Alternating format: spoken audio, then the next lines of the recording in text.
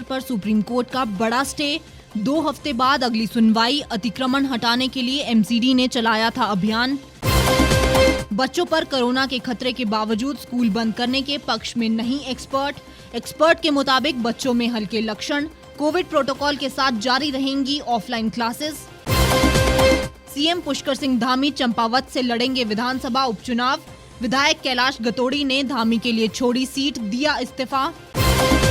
CM योगी के फरमान का असर, श्री कृष्ण जन्मभूमि के लाउडस्पीकर की आवाज की गई कम। उत्तर प्रदेश में हाईकोर्ट के ध्वनि संबंधित निर्देशों का पालन करने के निर्देश। हिमाचल के काजा उपमंडल में स्वास्थ्य मेले का हुआ आयोजन। दूर दराज के लोगों को विभिन्न सुविधाएं करवाई गई मुहैया। 23 अप्रैल को होगी कांगड़ा के चंबी ग्राउंड में केजरीवाल की जनसभा। पार्टी का दावा, विभिन्न जिलों से भारी संख्या में पहुंचेंगे लोग। अब नहीं मिलेगी डैटसन की सस्ती कार। फोर्ड के बाद निसान मोटर इंडिया ने भी समेटा भारत से अपना कारोबार। और हिमाचल प्रदेश में वीरवार सुबह मौसम ने ली करवट। आगामी 2 दिनों में कुछ क्षेत्रों में बारिश होने की उम्मीद।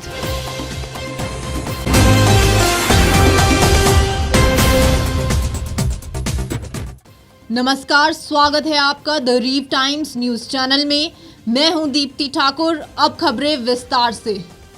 जहांगीरपुरी में हिंसा वाली जगह पर उत्तरी दिल्ली नगर निगम ने बुधवार को अतिक्रमण के खिलाफ अभियान चलाया था। इसके तहत जहांगीरपुरी में कई दुकानों, रेहड़ी पटरियों को तोड़ दिया गया था। हालांकि कोर्ट के दखल के बाद ये कार्यवाही रोक दी गई थी। अब सुप्रीम कोर्ट इस मामले में 2 हफ्ते बाद सुनवाई करेगा। तब तक एमसीडी कोई कार्यवाही नहीं कर सकेगा।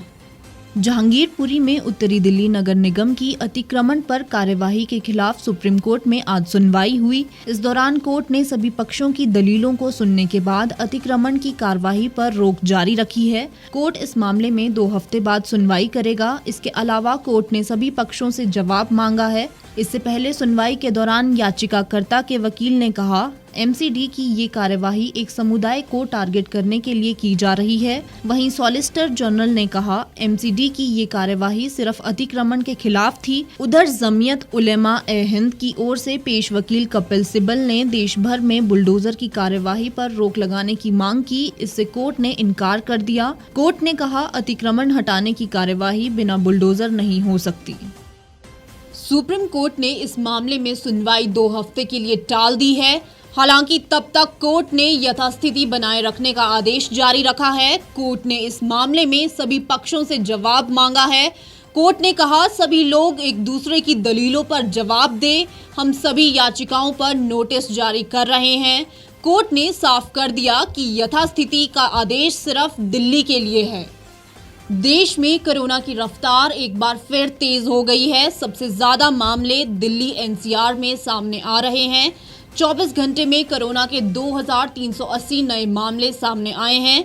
इनमें से 1009 अकेले दिल्ली के हैं। दिल्ली एनसीआर में कोरोना की नई लहर में बच्चे भी संक्रमित हो रहे हैं। कई स्कूलों में अब तक सैकड़ों बच्चे पॉजिटिव मिल चुके हैं। हालांकि बच्चों के संक्रमित मिलने के बावजूद भी एक्सपर्ट्स और पेरेंट्स स्कूल बंद करने का विरोध कर रहे हैं। बुधवार को कोरोना के हालातों पर दिल्ली डिजास्टर मैनेजमेंट अथॉरिटी की बैठक हुई। इस बैठक में स्कूल बंद नहीं करने का फैसला लिया है। एक अधिकारी ने बताया कि स्कूल बंद नहीं होंगे और ऑफलाइन क्लासेस जारी रहेगी। स्कूलों को सभी मामलों की जानकारी तुरंत शिक्षा विभाग को देने को कहा गया है। एक्सपर्ट की सलाह के बाद स्कूलों के लिए अलग से एसओपी जारी की जाएगी। इन सब के बावजूद जब कोरोना की नई लहर का खतरा बच्चों पर बढ़ता जा रहा है, तब भी पेरेंट्स और एक्सपर्ट्स का मानना है कि स्कूल बंद नहीं किए जाने चाहिए। उनका कहना है कि स्कूल बंद करना कोई हल नहीं है। अगर संक्रमण बढ़ता है तो भी सब कुछ खुला ही रहेगा, फिर स्कूलों को ही बंद क्यों किया जाना चाहिए? स्कूल को बंद करना सही उपाय नहीं है। महामारी अब भी हमारे बीच में है और बच्चों के संक्रमित होने की आशंका बनी हुई है। पहले ही 2 साल से बच्चों की पढ़ाई बुरी तरह से प्रभावित हुई है। अगर कोई नया वेरिएंट आता है और हालात बिगड़ते हैं तो फिर दूसरे उपायों की ज़रूरत पड़ सकती है। एम्स के डायरेक्टर डॉक्टर रणदीप गुलेरिया का कहना है कि घबराने की जरूरत नहीं है, क्योंकि पिछली लहरों का डेटा बताता है कि अगर बच्चे संक्रमित हो भी जाते हैं तो उनमें हल्के लक्षण होते हैं और वो जल्दी ठीक हो जाते हैं। इसी तरह महामारी विशेषज्ञों का कहना है कि स्कूल खुले हैं, इसीलिए बच्चे संक्रमित हो रहे हैं, लेकिन उनमें हल्के लक्षण हैं। उन्होंने बताया कि स्कूल खुलने से पहले जब सीरो सर्वे कराए गए थे तब उसमें भी सामने आया था कि 70 से 90% बच्चे पहले ही कोरोना संक्रमित हो चुके हैं। वहीं आईसीएमआर के एडीजी समरीन पांडा का कहना है कि बच्चे भी वयस्कों की तरह संक्रमित हो सकते हैं, लेकिन उनमें गंभीर बीमारी या मौत का खतरा बहुत कम होता है। उन्होंने बच्चों को स्कूल में अपना खाना शेयर ना करने की सलाह दी है। साथ ही स्कूल में मास्क का इस्तेमाल और कोविड प्रोटोकॉल का पालन करने को कहा है। उत्तराखंड के सीएम पुष्कर सिंह धामी चंपावत से विधानसभा उपचुनाव लड़ेंगे। उनको यह उपचुनाव इसलिए लड़ना होगा क्योंकि वह विधानसभा चुनाव खटीमा सीट से हार गए थे। उनके लिए चंपावत के विधायक कैलाश चंद्र घतोड़ी ने इस्तीफा दे दिया है। उत्तराखंड के मुख्यमंत्री पुष्कर सिंह धामी चंपावत से चुनाव लड़ेंगे, यह साफ हो गया है।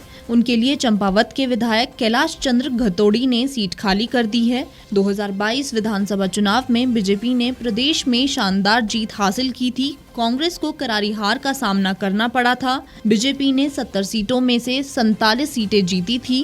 कांग्रेस को केवल 19 सीटों पर संतोष करना पड़ा। वहीं 4 सीटों पर निर्दलीय प्रत्याशियों ने जीत हासिल की थी। कांग्रेस के दिग्गज नेता हरीश रावत लाल कुआं सीट और मुख्यमंत्री पुष्कर सिंह धामी अपनी खटीमा सीट हार गए थे। आपको बता दें कि मुख्यमंत्री पुष्कर सिंह धामी के लिए अब तक कई विधायक अपनी सीट खाली करने की इच्छा जता चुके हैं। चंपावत के बीजेपी विधायक कैलाश घतोड़ी ने सबसे पहले अपनी सीट खाली करने का ऐलान किया था। मुख्यमंत्री बनने के बाद धामी ने सबसे पहले चंपावत का दौरा किया था। इससे चर्चा शुरू हो गई थी कि वह यहीं से उपचुनाव लड़ सकते हैं।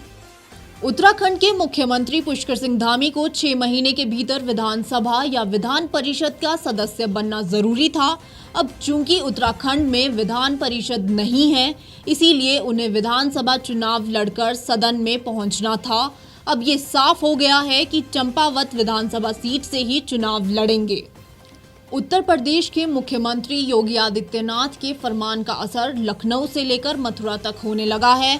उत्तर प्रदेश सरकार द्वारा धार्मिक स्थलों पर बढ़ते ध्वनि प्रदूषण को देखते हुए लाउडस्पीकर की आवाज को कम किए जाने का फैसला किया। अब मथुरा में श्री कृष्ण जन्म स्थान के शिखर पर लगे लाउडस्पीकर की आवाज को कम कर दिया गया है। मुख्यमंत्री योगी आदित्यनाथ के फरमान के बाद अब मथुरा में श्री कृष्ण जन्म स्थान के शिखर पर लगे लाउडस्पीकर की आवाज को कम कर दिया गया है। अब लाउडस्पीकर पर बजने वाला भजन सिर्फ मंदिर परिसर में सुना जाएगा। श्री कृष्ण जन्म स्थान के सचिव कपिल ने बताया कि आज सुबह से श्री कृष्ण जन्म स्थान पर बजने वाले लाउडस्पीकर की आवाज को नियंत्रित कर दिया गया है। किसी भी धार्मिक स्थल से लाउडस्पीकर इतनी तेज आवाज में ना बजाया जाए जिससे आबादी व आसपास के लोगों को परेशानी हो। इसके दृष्टिगत श्री कृष्ण स्थान पर लगे लाउडस्पीकर को उतारा नहीं गया, बल्कि उनकी आवाज को कम कर दिया गया है ताकि उनकी आवाज परिसर में सुनाई दे। मुख्यमंत्री योगी आदित्यनाथ ने अपील की थी कि सभी धार्मिक स्थलों पर लाउडस्पीकर की आवाज उतनी ही रखी जाए जो धर्म स्थल से बाहर ना जाए। इससे पहले गौतम बुद्ध नगर पुलिस ने लाउडस्पीकर को लेकर कार्यवाही शुरू कर दी। धार्मिक स्थलों में धर्म गुरु और कमेटी को नोटिस जारी कर चेतावनी दी गई है कि हाई कोर्ट के ध्वनि संबंधित निर्देशों का पालन किया जाए। तेज आवाज में लाउडस्पीकर या डीजे बजाया तो कार्यवाही की जाएगी। जिस परिसर में म्यूजिक बज रहा है उससे बाहर आवाज नहीं जानी चाहिए। हिमाचल प्रदेश के काजा उपमंडल में स्वास्थ्य विभाग व आयुष के संयुक्त तत्वावधान में 1 दिवसीय मेले का आयोजन किया गया। एडीसी परिसर काजा में आयोजित इस मेले में एडीसी अभिषेक वर्मा ने बतौर मुख्य अतिथि शिरकत की। मेले में 211 लोगों का स्वास्थ्य चेकअप किया गया, जिसमें सामान्य ओपीडी में 81 लोगों ने, डेंटल ओपीडी में 24 और टेली कंसल्टेशन में 6 लोगों ने हिस्सा लिया। 81 लोगों को दवाइयां भी वितरित की गई। इस स्वास्थ्य मेले में 33 लोगों का HB चेक किया गया, 60 लोगों का BP और डायबिटीज स्क्रीनिंग लोगों की गई। इसके साथ 30 लोगों का ECG किया गया। इस मौके पर कोविड वैक्सीनेशन भी की गई और आभा कार्ड, हिमकेयर और आयुष्मान कार्ड भी वितरित किए गए। आयुष विभाग के तहत कुल 60 लोगों का चेकअप किया गया। BMO तेंजिन नोर्बू ने जानकारी देते हुए कहा कि लोगों को मेले में बहुत सी सुविधाएं मुहैया करवाई गई है। उन्होंने कहा कि लाभार्थियों को हिमकेयर, आयुष्मान भारत और आभा कार्ड भी वितरित किए गए हैं।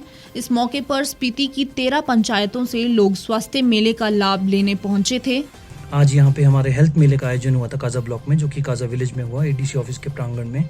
और इसमें बतौर मुख्य अतिथि शिरकत की हमारे वर्दी additional deputy commissioner Shri Abhishek Verma जी ने। और इसमें हमारे लगभग टोटल फुटफॉल जो था, जो लोग यहाँ आए थे 211 लोग थे। उसमें जनरल OPD हमारी 81 लोगों की थी, डेंटल OPD 34 लोगों ने अटेंड किया, टेली कंसल्टेशन 6 पेशेंट्स का हुआ। टेली कंसल्टेशन का इसमें हमारे गायनी के 2 पेशेंट्स थे, ऑर्थो का 1 पेशेंट था, डर्मेटोलॉजी का 1 पेशेंट था और कार्डियोलॉजी के 2 पेशेंट थे।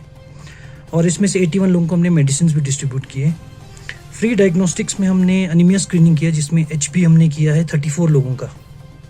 फिर इसमें हाइपरटेंशन स्क्रीनिंग किया हमने इस मेले के तहत, तो उसमें 60 लोगों का हमने चेक किया, जिसमें से 10 हाइपरटेंसिव निकले, ये सारे ओल्ड पेशेंट्स थे। फिर डायबिटीज स्क्रीनिंग किया, जिसमें हमने फास्टिंग ब्लड शुगर किया, पोस्ट पेरेंडल ब्लड शुगर किया और रैंडम ब्लड शुगर किया। तो इसमें 86 लोगों का किया था, उसमें से 2 डायबिटिक निकले। ECG हमने 30 लोगों का किया। फ्री सर्विसेज डिलीवरी में हमने कोविड वैक्सीनेशन किया कोविशील्ड से, उसमें 20 लोग आए थे। और कोविड वैक्सीनेशन 15 to 18 ईयर्स में कोवैक्सीन लगाने में 5 लोग आए थे। आभा कार्ड्स हमने 4 लोगों का बनवाया। हिमकेयर कार्ड 16 फैमिलीज़ का आज हमने बनाया, उनको एनरोल कर लिया है। और आयुष्मान कार्ड जो कि प्रधानमंत्री जन आरोग्य योजना है, उसमें 5 फैमिलीज़ का किया है। तो टोटल हमारा 211 लोगों ने ये मेला अटेंड किया था। काफ़ी अच्छा मेला रहा और बढ़ चढ़ के लोगों ने इसमें हिस्सा लिया। स्पीति प्रदेश का दूर दराज का क्षेत्र है। ऐसे में इस तरह के मेले एक ही स्थान पर लोगों को स्वास्थ्य सुविधाएं देने में बड़ी भूमिका निभाते हैं। स्वास्थ्य मेले में 200 से अधिक लोगों का पहुंचना बड़ी बात है। मेले में प्रदेश सरकार की ओर से स्वास्थ्य के क्षेत्र में चलाई जा रही जन कल्याणकारी नीतियों के बारे में भी बताया गया। 23 अप्रैल को कांगड़ा के चंबी ग्राउंड में होने वाली आम आदमी पार्टी के राष्ट्रीय संयोजक अरविंद केजरीवाल की विशाल जनसभा के लिए आम आदमी पार्टी में काफी उत्साह है। रैली में भारी संख्या में लोगों को जुटाने के लिए गांव-गांव जाकर पार्टी लोगों से बढ़ चढ़कर आने का आग्रह कर रही है। आम आदमी पार्टी के प्रदेश प्रवक्ता गौरव शर्मा ने कहा कि आज भाजपा के भीतर आम आदमी पार्टी का खौफ देखने को मिल रहा है। हर गली मोहल्ले में भाजपा के नेता आम आदमी पार्टी की चर्चा कर रहे हैं। गौरव शर्मा ने कहा कि हिमाचल में जब जब आम आदमी पार्टी की रैली या कार्यक्रम होते हैं तो तुरंत उनकी मीटिंग बैठती है और राष्ट्रीय स्तर के नेता हिमाचल में डेरा डालते हैं। गौरव शर्मा ने कहा कि ये नेता एक दिन पहले पहुंचकर आम आदमी पार्टी के कार्यक्रमों या रैली में अड़चन डालने की कोशिश करते हैं। प्रदेश प्रवक्ता का कहना है कि भाजपा अपने इस मंसूबे पर कामयाब होने वाली नहीं है। भाजपा ने अपने 4.5 साल के कार्यकाल में कोई काम नहीं किया है, जिससे जनता आज तंग होकर तीसरे विकल्प आम आदमी पार्टी को अपना प्यार और स्नेह दे रही है। भारतीय जनता पार्टी का हिमाचल में अस्तित्व क्या है? भारतीय जनता पार्टी के अगर आज पैरे हिमाचल प्रदेश में पूरे पैर अगर उन्होंने पसारे हैं तो वो पंडित सुखराम के कारण है। पंडित सुखराम ना होते तो भारतीय जनता पार्टी की सरकार ना चलती, 5 साल ना चलती, तो वो आगे अपने पैर ना पसार पाते। ये कोई क्षेत्रीय दल नहीं है, ये नेशनल पार्टी है। अरविंद केजरीवाल जी की नीतियां हैं। 10 साल दिल्ली में संघर्ष करते हुए हो गए, तीसरी दफे वो दिल्ली में आ चुके हैं, जहाँ केंद्र सरकार है, अपने को विश्व की सबसे बड़ी पार्टी मानती है। उन्हीं के अंडर तीसरी दफे आ जाना, रिपीट करना, कोई पॉलिसीज रही होंगी, कोई कार्य रहे होंगे। पंजाब के अंदर आप संघर्ष करते करते क्लीन स्वीप आप किए, 93 में से 93 सीटें आप ले गए, 117 सीटें में से बहुत ग्रैंड विक्ट्री आप मान सकते हो। बारियां बंधी हुई थी 5 और 5 साल। किसी पार्टी को कोई मेहनत नहीं करनी पड़ती थी, क्योंकि 5 साल कांग्रेस के थे, उसे डिफॉल्ट पे 5 साल बीजेपी को पता हमने आना ही आना है, तो ना वो काम करते थे, ना वो कोई लोगों के प्रति उनकी कोई जवाबदेही थी। 5-5 साल की बारियां बदली थी। इसलिए हिमाचल प्रदेश की जो जनता है वो इनसे हताश और निराश है। तीसरे विकल्प को जो प्यार और प्रेम मिल रहा है, देखिए भारतीय जनता पार्टी बेशक नकारे, आप उनके दिल से पूछिए, जब जब हिमाचल प्रदेश में आम आदमी पार्टी ने कोई रैली की है, कोई कार्यक्रम किया है, तुरंत उनकी मीटिंग बैठती है। नेशनल जो उनके नेता है वो हिमाचल प्रदेश हमसे एक दिन पहले पहुंचने के लिए आतुर हो जाते हैं। कुछ ना कुछ सारी चीजें रही हैं। और जिसे आपने देखा भी होगा पिछले दिनों जितनी हमारी मीटिंग्स रही हैं, चाहे हमारे कोई कार्यक्रम रहे हैं जिसमें हमारे कन्वीनर आए हैं, हमारे मंत्री जी आए हैं, किस तरीके का जन से लाभ कांगड़ा के अंदर जो जुड़ा है। तो इसका मतलब कहीं ना कहीं हमारा अस्तित्व है। अगर हमारा अस्तित्व नहीं है तो बार बार बीजेपी के बड़े नेता, बीजेपी के मुख्यमंत्री और ये सारे जो नेता है हमारा व्याख्यान कर रहे हैं, विधानसभा से लेकर गली चौराहा तक हर बार अगर आप किसी भी इनके नेता से बात करेंगे तो आम आदमी पार्टी का नाम लेगा। अगर हमारा नाम ये ले रहे हैं तो कहीं ना कुछ तो सुगबुगाहट है। प्रदेश प्रवक्ता गौरव शर्मा ने भाजपा और कांग्रेस पर तंज कसते हुए कहा कि हिमाचल में दोनों पार्टियों ने अपनी 5-5 साल की बारी लगा रखी है, लेकिन अब प्रदेश में तीसरा विकल्प आ चुका है। प्रदेश प्रवक्ता ने कहा कि मंडी रैली की सफलता के बाद अब प्रदेश के सबसे बड़े जिला कांगड़ा में आम आदमी पार्टी की विशाल रैली होने वाली है, जिसमें कांगड़ा, हमीरपुर, उन्ना और प्रदेश के अन्य जिलों के लोग अरविंद केजरीवाल की नीतियों को सुनने और स्नेह देने के लिए भी भारी संख्या में पहुंचेंगे। अमेरिका की कार कंपनी फोर्ड के बाद अब जापान की एक कार ब्रांड ने भारत से अपना कारोबार समेट लिया है। इसके बाद अब इस ब्रांड की सस्ती कार इंडिया में नहीं मिलेगी, साथ ही इसका प्रोडक्शन भी बंद हो जाएगा। जापान की car company Nissan motor India अब अपने डैटसन कार ब्रांड को भारतीय बाजार से समेटने जा रही है। कंपनी ने अब इस ब्रांड की सबसे पॉपुलर कार रेडी गो का प्रोडक्शन भी बंद कर दिया है। कंपनी इससे पहले ही डैटसन ब्रांड के 2 अन्य मॉडल का उत्पादन बंद कर चुकी है। निसान मोटर का कहना है कि जब तक इन कारों का स्टॉक है तब तक इनकी बिक्री चलती रहेगी। वहीं जिन लोगों के पास डैटसन ब्रांड की कार है उन्हें कंपनी की तरफ से सर्विस मिलती रहेगी, साथ ही ग्राहकों को उनकी कार पर वारंटी भी मिलती रहेगी। डैटसन ब्रांड के तहत कंपनी ने इंडिया मार्केट में कई एंट्री लेवल कारें उतारी है। इसमें गो प्लस, गो और रेडी गो जैसे मॉडल शामिल है, जो देश की सबसे सस्ती कारों में शुमार है। डैटसन ब्रांड की कारें सस्ती होने के बावजूद देश भर में ज्यादा पॉपुलर नहीं हुई। ये कारें ग्राहकों को रिझाने में विफल रही और इसीलिए इनकी सुस्त बिक्री के चलते कंपनी ने डैटसन ब्रांड को बंद करने का फैसला किया है।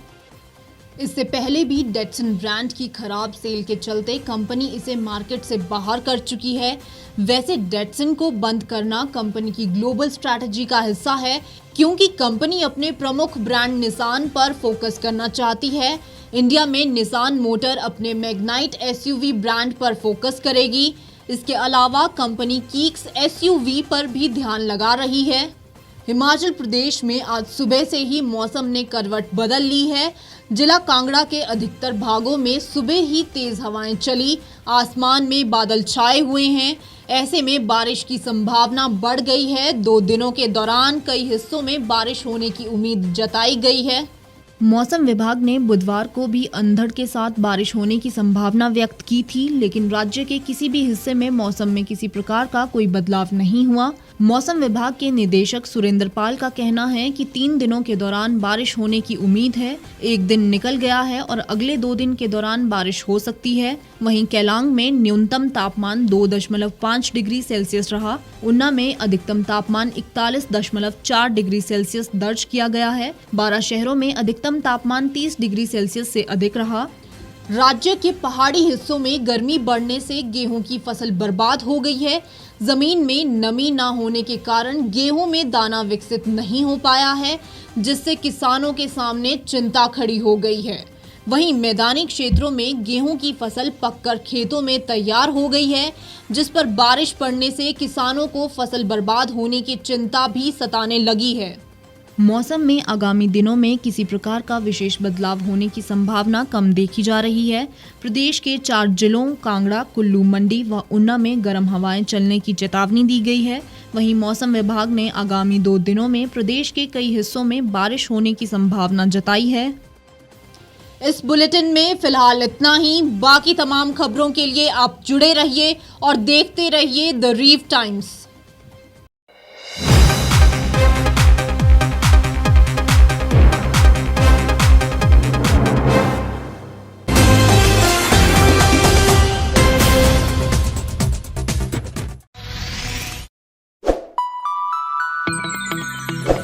खबरों में बने रहने के लिए सब्सक्राइब करें द रीव टाइम्स, लाइक और शेयर करना ना भूलें।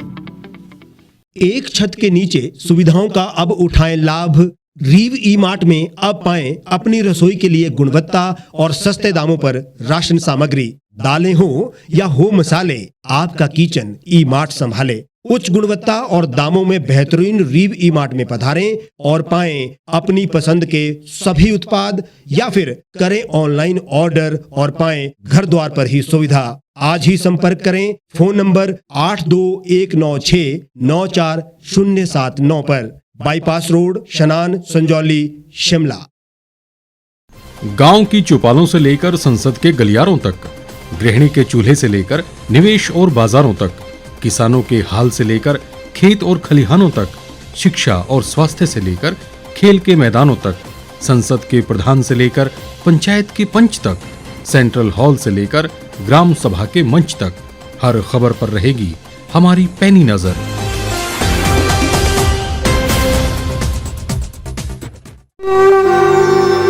भारतवर्ष, जिसे आप दशकों से सुनते आए हैं कि सोने की चिड़िया थी।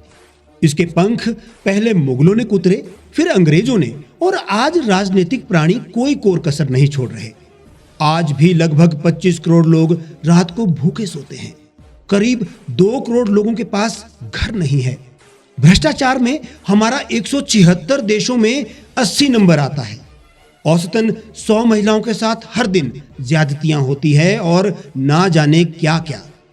देश की संसद से कुछ ही दूरी पर चादर लपेटे सैकड़ों लोग सुबह नील गगन के नीचे सोए हुए मिलते हैं।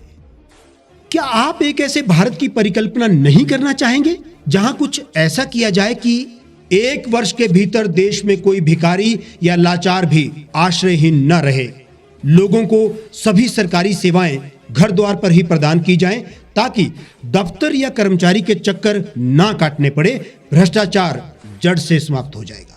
सेवा प्रदाताओं की पब्लिक रेटिंग यानी जनाकलन और तकनीक द्वारा अपराधों का शून्यकरण किया जाए। स्वास्थ्य और आधारभूत शिक्षा सभी के लिए समान गुणवत्ता के साथ निशुल्क प्राप्त हो, और भी बहुत कुछ। यदि आप इस पवित्र राष्ट्र निर्माण यज्ञ का हिस्सा बनना चाहते हैं तो आज ही राष्ट्रीय लोक नीति पार्टी से जुड़ें। अब देश राजनीति से नहीं, लोक नीति से चलेगा। विजिट करें वेबसाइट rastriyalokniti.org।